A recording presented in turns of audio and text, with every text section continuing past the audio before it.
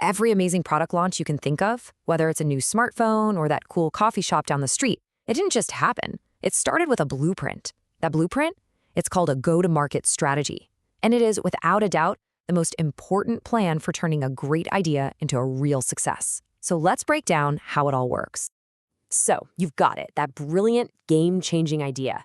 That's the spark, right?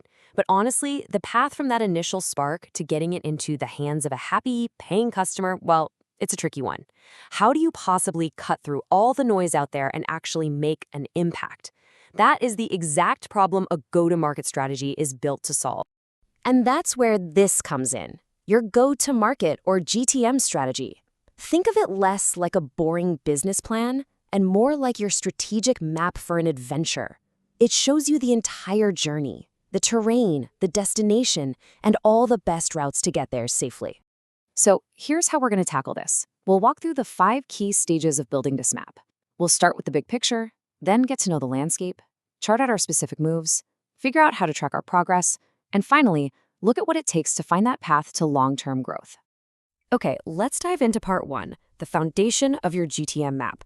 Before you even think about tactics or marketing campaigns, you have to get to the absolute core of this whole thing. And it all boils down to answering one single incredibly important question. And here it is. This is the question.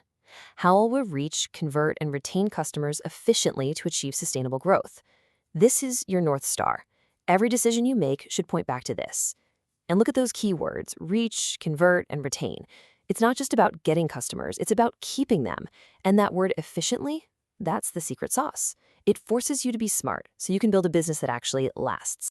All right, on to part 2, know your world.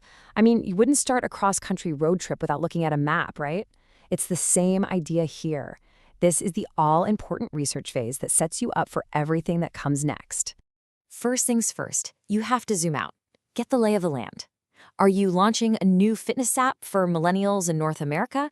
Or maybe a B2B software for the global shipping industry? You've got to define your market, understand how big the opportunity really is, and get a handle on the major trends that could either give you a huge boost or become a major roadblock. Once you understand the world your product will live in, it's time to find the single most important person in it, your customer. This is where we stop thinking big and get super specific. And we do that by building a detailed customer persona. And I don't just mean demographics like age and location. You have to dig way deeper.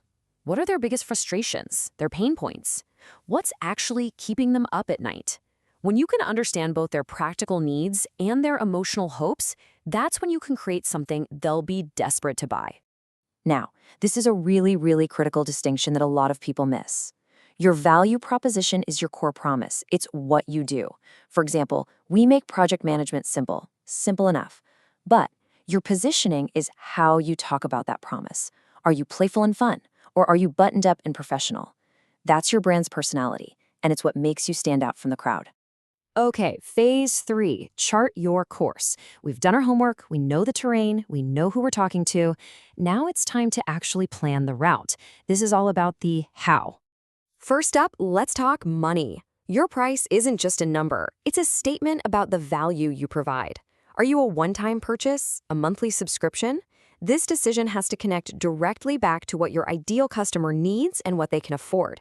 And you'll want to think about some juicy launch offers or special bundles to get that initial momentum going. Next up, how do you actually get your product to your customers? These are your distribution channels. Think of them as the roads on your map.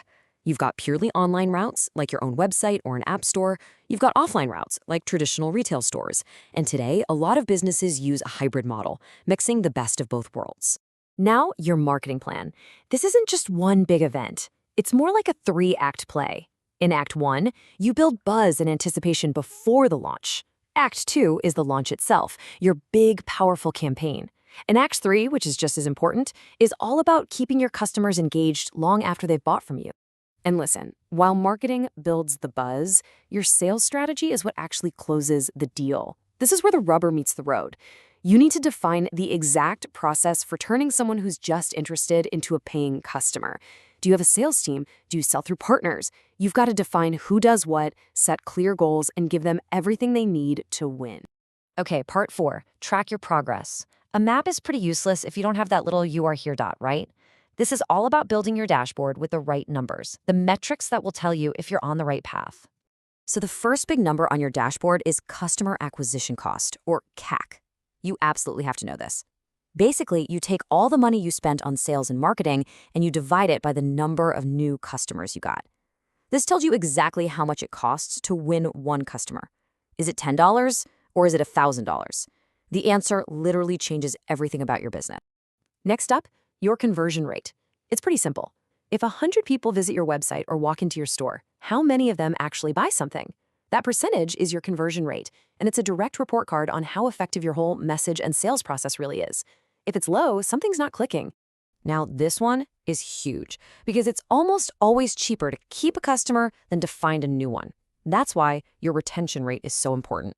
It measures what percentage of your customers stick around over time. A high retention rate? That's the sign of a healthy, sustainable business built on a foundation of happy customers. And finally, we look at revenue per customer. This is often talked about as customer lifetime value, or CLV.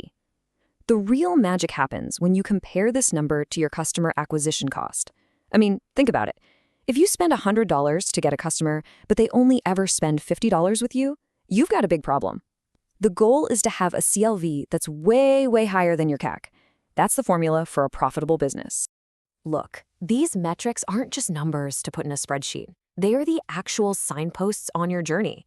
You have to connect them to a real timeline with clear milestones. Things like, we're going to hit a 5% conversion rate by the end of Q2, or we need to lower our CAC by 15% this year. This is how you turn your strategy into an action plan. All right, let's bring it all home. Part 5, the path to growth. This is where we look at the ultimate purpose of this whole GTM strategy thing. And if there's one thing you take away today, let it be this.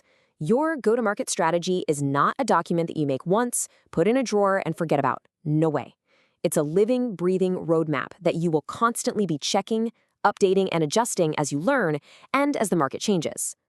So there you have it, the blueprint for taking a fantastic idea and turning it into a real, successful business. You've seen the map, you know the landmarks to look for. The only question left is, where will you begin?